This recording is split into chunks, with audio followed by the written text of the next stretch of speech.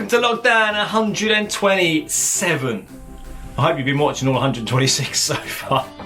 Alright, today, how do we sum up the entire message of the Old Testament? Often people will say to me, you know what, I love Jesus, I love the New Testament, life of Jesus, the early church, brilliant. Oh, I don't understand the Old Testament, how does that fit with it? You know, there is some pretty cool stuff in the Old Testament, you know. It talks about how God created the whole universe, Adam and Eve, talks about Noah, the flood, Abraham, you know, Joseph, a Technicolor Dreamcoat, Daniel in the lion's den, Esther saving a nation. No, it's not all just the doom and gloom people tell you about. But actually, how do you sum up the entire Old Testament leading us to God to the point when Jesus comes? What does it mean to live Him? The Ten Commandments, the law of God, what does that mean? How do we follow that?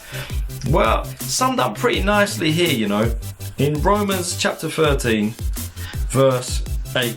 Remember, Jesus said, what does God require of you? 1, to love the Lord your God with all of your heart. So do you love God with absolutely everything? That is the litmus test whether you're a follower of Jesus, you know. Some people will say, oh, have I prayed this prayer? Have I done this thing to become a Christian? I don't know, am I a Christian? I sometimes like watching these lockdowns and other content, read the Bible, sometimes hang out at church.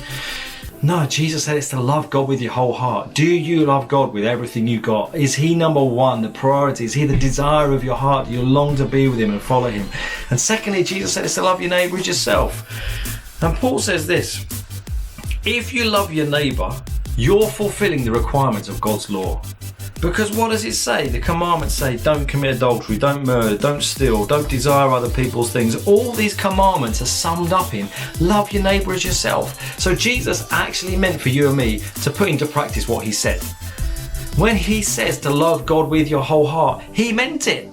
When He says love your neighbour as yourself, guess what? It wasn't just a nice statement. It wasn't a nice sermon that people can then put on Pinterest with a nice picture behind it, or put on a poster somewhere, or say this is my mantra for my life. No. He actually meant you need to put into practice loving your neighbour as yourself.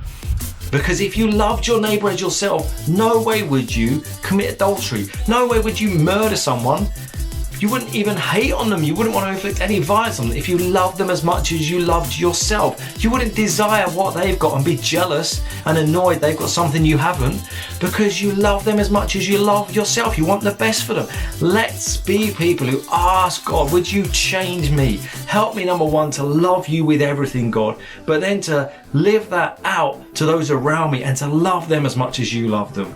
Because naturally I'm not like that. I'm selfish, I'm narcissistic, I just love me, I just care about me, I want the best for me. God, help me to change, to be a man, to be a woman who wants the best for other people, who loves people the way that you love them, who loves my neighbour as much as I love myself. If I could do that, if you could do that, just one of us, this whole world would be completely changed. And God wants us to be like that. He wants to empower us. Let's live that out today. As always, like, comment how you get on, and share this message, and I'll see you tomorrow. God bless.